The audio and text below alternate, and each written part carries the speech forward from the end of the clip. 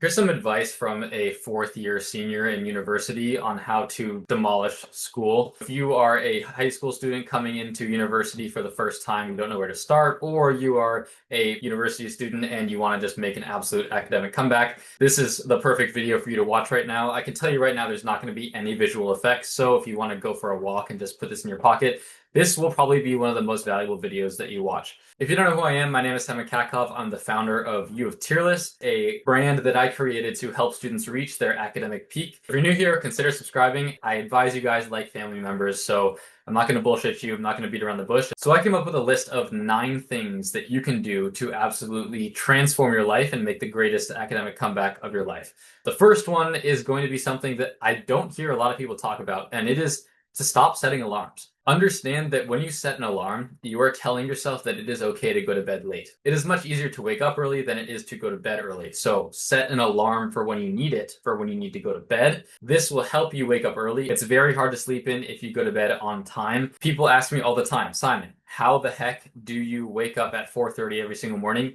It's not rocket science. I just go to bed at like 8:39 because I just get tired. It's really not that impressive. I still sleep the same amount as everyone else. I'm just sleeping earlier and waking up earlier. And by the way, there's nothing special about waking up early. The only thing I would say is that there is something special about your greatest productivity hours, which are usually right after your greatest session of uninterrupted sleep. That is the time when I get the most done. And I think that's the time when a lot of other people get the most done. It doesn't necessarily have to be at 4:30 a.m. I just wake up early because one, I like to see the sunrise, and two, nobody else is awake, so I can't be distracted. Understand that if you click snooze, you are basically telling yourself that your life is not important enough to show up for. And if you can't show up for it, then how do you expect that anybody else will? Because if you don't respect yourself enough to just get up in the morning, right? Like, I think we've all seen these clips of somebody who's like, I'll give you $1 million, but you can't wake up tomorrow. Would you take it? And they're like, no, I wouldn't take it. It's like, yeah, obviously, so it's important, but like, what are you actually going to do about that? If you say that you would not take the $1 million, that by definition means that your life is more important than $1 million, which means that you should be getting up in the morning the first time. And if you're not, then you're essentially saying that your life is not worth showing up for, and other people definitely will not show up for you. So get out of bed and just start your day, because I guarantee you that you're going to be so tired, you're just going to fall asleep at night anyway. Several things that will help with this from my experience in university: get a sleep mask, earplugs, blackout curtains, get a comfortable pillow, and then sleep with a fan pointed at you, because it is just so much better to sleep when you're cold. If you're sweating, it's just impossible to sleep. I understand that people sleep at different temperatures, but it is always better to sleep a little bit colder, to the point where it's kind of uncomfortable if you wake up in the middle of the night.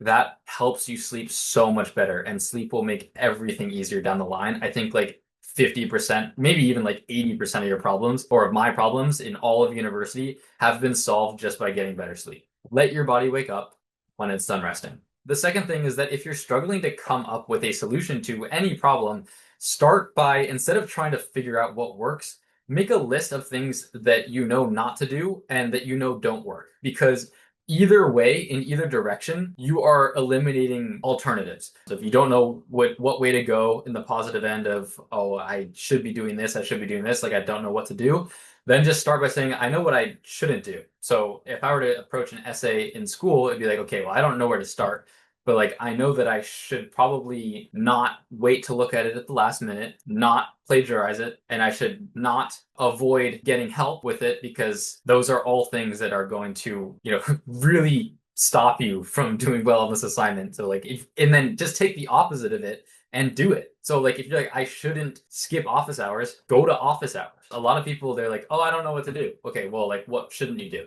Boom, they can tell me everything that they shouldn't do, because your brain is so good at recognizing how to avoid obstacles and avoid pain, but it's not really good at seeking for things. So if you just think of the pain first and then you just take the opposite of it, then that's probably going to be your solution, for being completely honest. And everybody always knows what to do, or you at least know how to figure out what you're supposed to be doing. Also, a lot of the time, if things are really unclear, it is never worth procrastinating unless you're going to get more information on whatever it is that you're procrastinating on.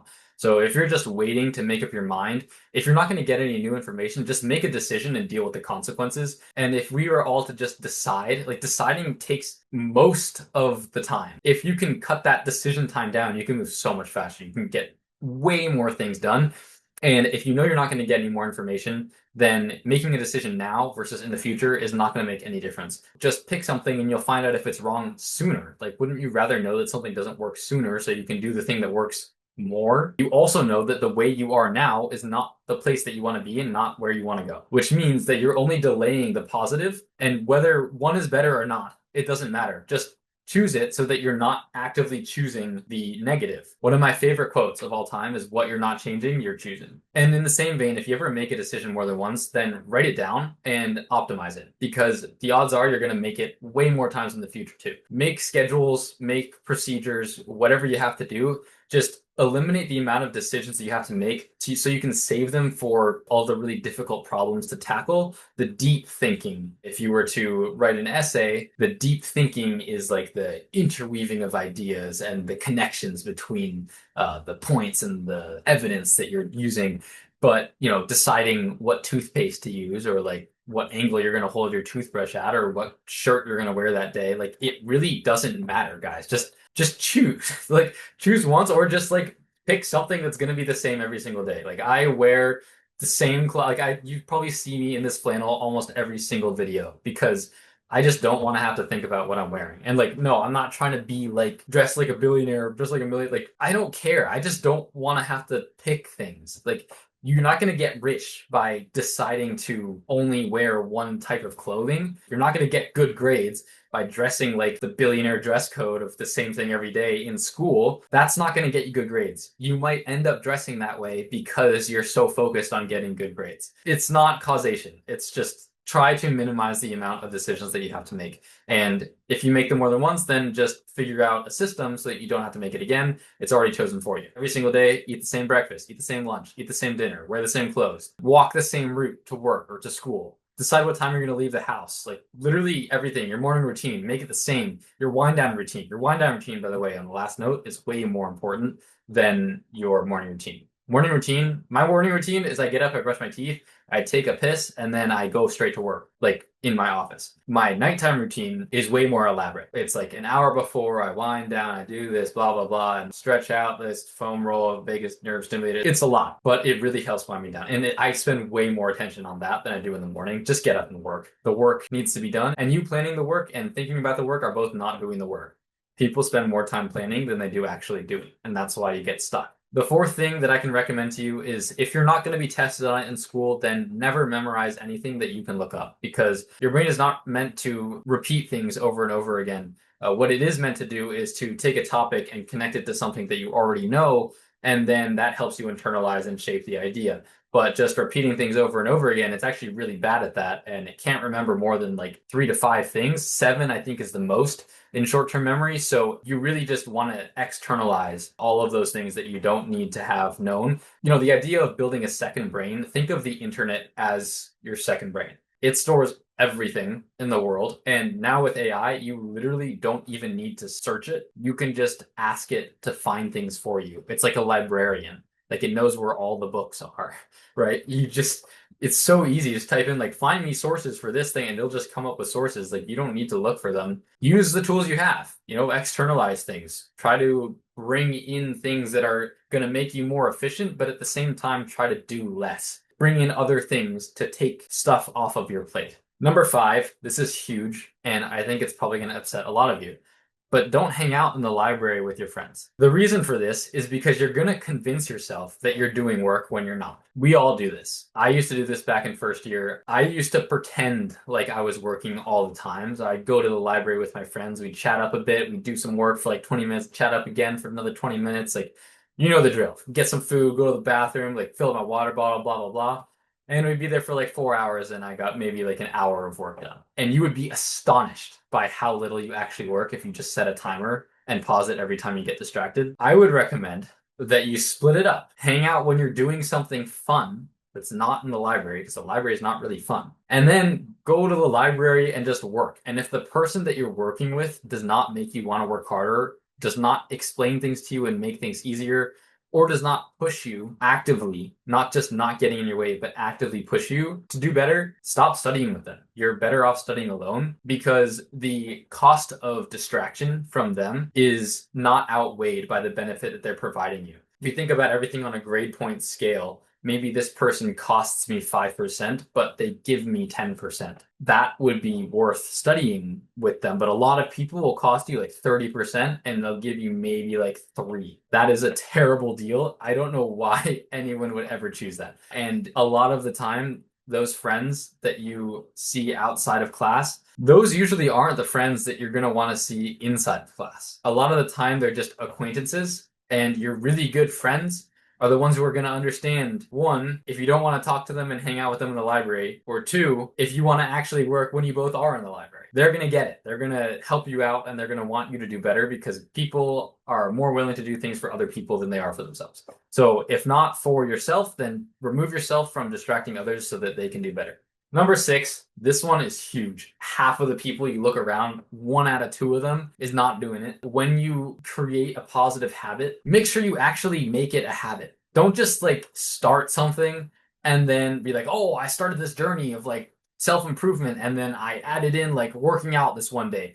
Then tomorrow I'll do, really good food, and the next day I'll add in cardio, the next day I'll add in 10,000 steps, and the next day I'll bump up the weight. Slow down. You're not in a rush. A lot of people fail because they're in a rush. Make sure that the habit is cemented. Get really good at just maybe going for a walk every day, and then add in a little bit extra. You need a lot of time to build a habit. You need to make sure that it's the right habit that you actually wanted to build, and you need to make sure that that habit actually benefits you. Focus on one habit at a time, and then after that, then add something else. Make sure that it's like you don't even think about it anymore. It's just like I get up and do this. Like you brush your teeth, right? I get up and brush my teeth. It's not even something I have to think about, but I know it's beneficial for me. I know it's a habit I want to keep. It's not something that you have to think about every day. Like, oh, I'm going to brush my teeth or floss today. Like, yeah, you are. But then it's like, oh, well, I wash my face too. Okay, well, now I have to make sure that I wash my face every day. And then I'll start adding in like 1 moisturizer or 2 moisturizers or, sunscreen. Just to add it in a little bit at a time. You don't want to just rush into everything. Because a lot of people stop things because they get confused. And when they get confused, they feel overwhelmed. They feel like their ability to achieve a goal is diminished and the probability of them achieving it is less likely. And they also start disliking it because there's too many things that you don't know.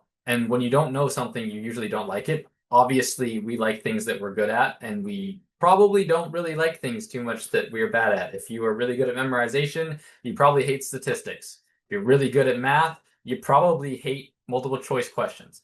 It's just how it is. But if you get really good at something, you can actually force yourself to like something. So get really good at one habit, and then you'll actually like doing it.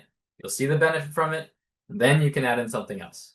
Don't rush into things. You're not in a rush. Number 7, do fewer things. And this might sound super counterintuitive, but from a 4th year in university, the less you do, the better you do them. I wanted to do everything under the sun back in 1st year and 2nd year. I remember there was one semester where I was on the rowing team. I was taking all 5 classes, like 5 classes, full course load. I was in biochemistry and human molecular genetics was my major, so very difficult major. I was also filming videos every single day, going for an extra run on top of rowing training. And then every rest day on Sunday was supposed to be our rest day. I would just run a marathon because, why not? And then we'd have races every Saturday. So I'd be cutting weight on Friday, I'd be racing every Saturday, and then I would run a marathon on Sunday.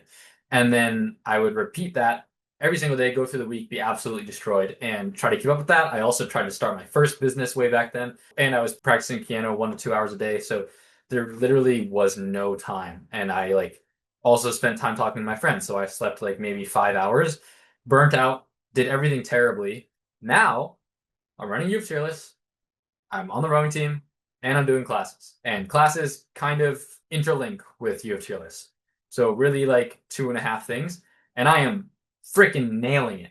I am just absolutely destroying it. I'm on my game. Every day I wake up, I'm I know exactly what to do. This is the thing that's going to benefit me for tomorrow. This is the thing that's going to benefit me for the week from now. This is for the month. This is the year goal. I know exactly what to do, and I just get up and I start. But when I was doing so many things, I didn't even know what to do. It confuses you. And when you have ambiguity, you don't want to start something. Procrastination and fear really only exist in the unknown. As soon as you know something, you know exactly how long it's going to take, what you have to do, the steps to do it, or how to figure out the step. It's pretty easy to start. You say I have to write an essay. Well, I don't know what the assignment is, but I know that I can just go to my computer. I can open the computer. I can log into the portal. I can open up the assignment. I can read the syllabus. Then I can create a new Google Doc. Then I can write my name and my student number. Then I write a title sentence. Then I can write my hypothesis. Very simple steps. Treat yourself like a 5-year-old. I talk to myself like I'm 5 sometimes. And that's how I do things really quickly, because you just build momentum on small tasks. And the small tasks, by the way, are not small tasks. They're just part of a bigger task. But then you can also quantify the amount of things that you've done. So you can say, like, this task, this essay, instead of being, it's either done or not done, it's, 60% done, 70% done, 75% done. Instead of just, I need to work on this essay, it's not done yet. It's like, I'm 70% of this essay, I only have 30% left. Once you get more than halfway, you're like, yeah, this is awesome. I'm gonna kill it. I'm gonna knock this thing out today, tomorrow, next couple hours. The last thing, number 9, and I'll give you a bonus one also, but number 9 that I planned is to find someone who's gonna hold you accountable. You are way more likely to succeed. I think it's 2 to 3 times more likely to succeed in anything if you have somebody doing it with you. Find a friend who wants the same things as you, who's going to work as hard as you or harder, and who actually wants the same goals from that work as you. So if somebody wants to work really hard, but they only want a 50% in the class, don't work with them. And the reason is because they're in the vehicle to get a 50%. Think of it this way. If you were to run down a street, you would probably want to strap on some running shoes and run. That's faster than walking. And if somebody was in a car, you'd probably beat them down the block. Assuming the person starts outside the car, like he has to get into the car, start the engine, start driving, pick up speed, and then cross the end of the finish line, where you just get to run. You accelerate really fast and you just go. But if you were to go 2-3 blocks, the car's going to destroy you. It doesn't matter how fast you run. It doesn't matter what gear you have. Like, you got the best running shoes in the world, the best coach, be as fit as possible, but a car is always going to destroy you in a 3-block run. It doesn't matter. And so if somebody's going for the A, which is the equivalent of being in the car, it doesn't make sense for them to race somebody if that person is only going for the block. They might think that they're working hard, but effort does not determine the outcome.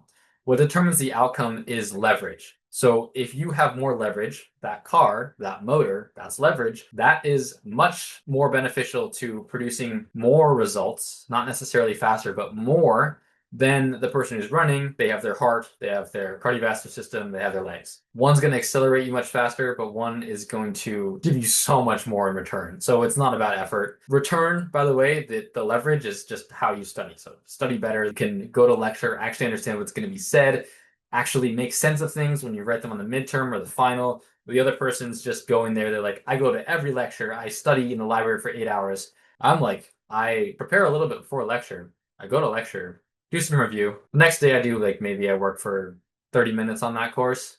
And I do that for the rest of the semester, kind of just repeat. And I have never had a problem on an exam just because I know what to do. It's like, we're just like, whoa, you only study 30 minutes a day? Oh, you must be garbage at this class. I'm like, nah, no, I'm actually doing pretty well. And they're like, Dan, how do I do that? And I'm like this. And I just give them all my secrets. By the way, if you want all of my secrets, there is a link in my bio. I've written up all of this stuff in much more detail. And if you want somebody to hold you accountable, I also have a mentorship program. If that's something you'd be interested in, I'll basically walk you through all of school. You can go on for as long as you want, start whenever you want. And I've helped personally many students go through this process, especially first years. They have a lot of trouble. So I want to guide them, make sure they're on the right track, and just kickstart their university experience, absolutely destroy it for a semester, and then just live life happily for the next 4 years, because that's what I wish I had, and I want to be the resource that I wish I had back then.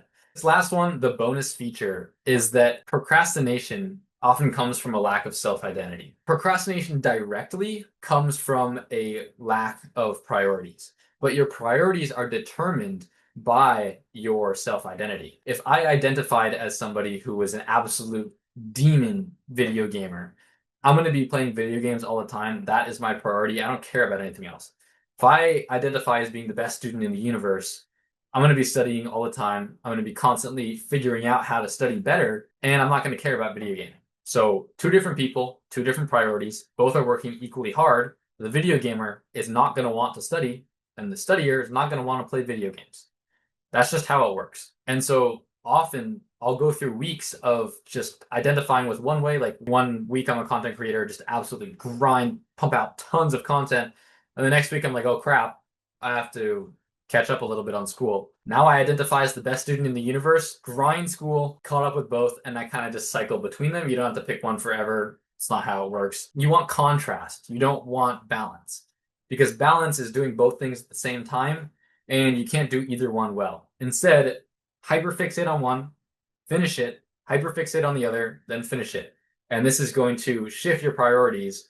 So instead of my priorities being, oh, I make a ton of content, next week it's my priority is I study a ton of time and I get a lot of shit done for school. And then the next week I shift back. Now my priority is back to content.